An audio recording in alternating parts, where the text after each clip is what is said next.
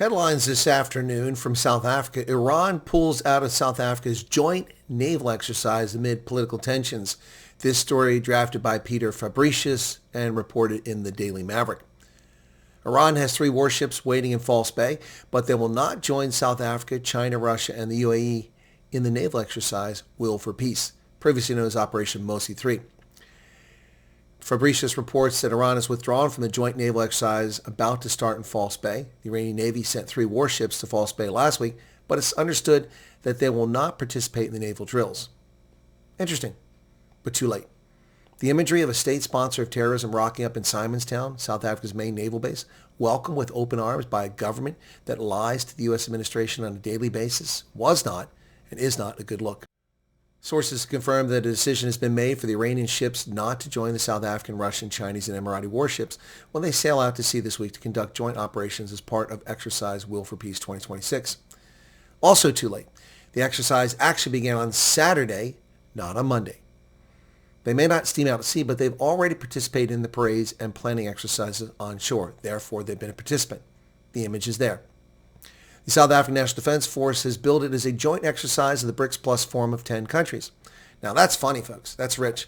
It's barely an exercise, let alone a BRICS Plus exercise. A handful of ships from state sponsors of terrorism, Iran, communist human rights abusers, China, a rogue state that constantly invades its neighbors, Russia, and the curious oddity of the United Arab Emirates is hardly a BRICS Plus exercise. Now true, there are some other naval personnel from other countries participating as ships riders. I hope for their sake that they're actually bunking on the ships and not on the Simonstown Naval Base slum. Images this week from News 24 show a harrowing situation in living quarters and office spaces of the Simonstown Naval Base, which has been turned into a slum with neglect. Fabricius also reports that they were scheduled to set sail on Monday or Tuesday for the exercise at sea, which will include live firing as well as a coordination of other maritime operations. Live fire? I would give the Cape of Good Hope a wide berth this week if I were a mariner. Just saying. These countries, which can't even speak the same languages, whether they're going to use English, they have no interoperability whatsoever, which is what the exercise is all about.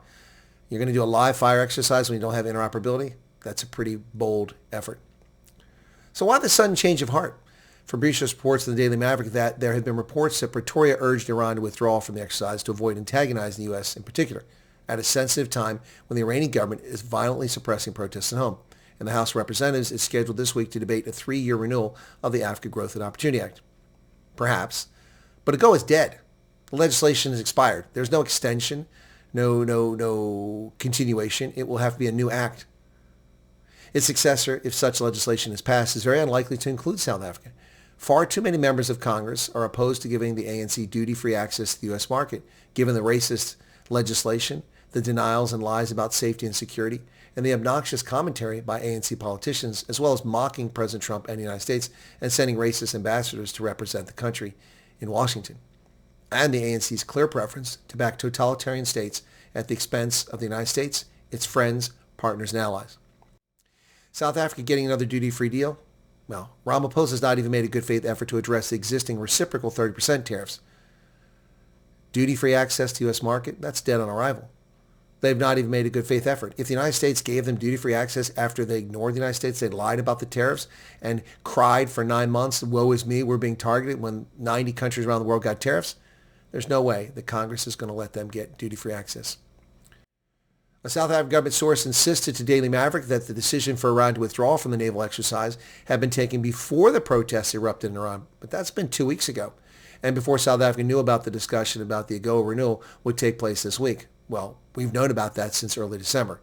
The source said the decision for Iran to pull out was done in discussions with the different ministries of defense, including Iran.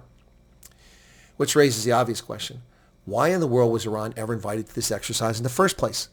I mean, what kind of dunderheads are running South Africa's foreign policy? Oh, wait. Never mind. First it was Minister 30% Engin Mutshekga, and now it's Ronald Lamola. Enough said. Got it. I understand what the problem is here. Yeah, the 30% crowd. Now, you may be wondering how large this exercise is. Well, here are the participants.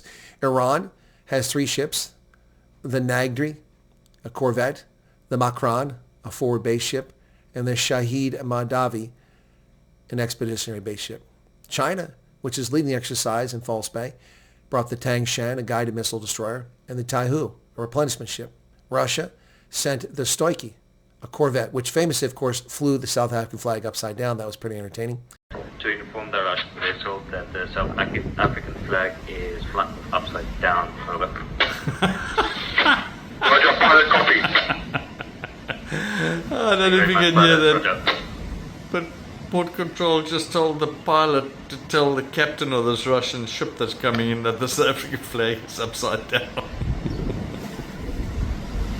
And the Yelna, an oil tanker. UAE has sent the Bani Yas, a corvette, and South Africa the only operational frigate, the SAS Amatola, for a total of 5 combatant ships and others to supply and support. Now, on another note, let's see if U.S. Africa Command requests a port call for the U.S. Navy in Cape Town. How would DERCO respond to that? That would be very telling. Frankly, I encourage U.S. government to request one of its ships apply for country clearance and request a port call in Cape Town. Let's see how that is received by South Africa's Director of International Relations and Cooperation, DERCO. I bet it isn't received very well. There you have it, folks. The Iranians are being asked to leave. They have pulled out, but why were they ever invited? And why were they just now being pulled out when this has been going on for ages? We've known about it forever. It shows you that there is a disconnect within the ANC and foreign policy and defense. One hand doesn't know what the other one's doing. Or they're all just very stupid. Which do you think it is? What do you say, South Africa?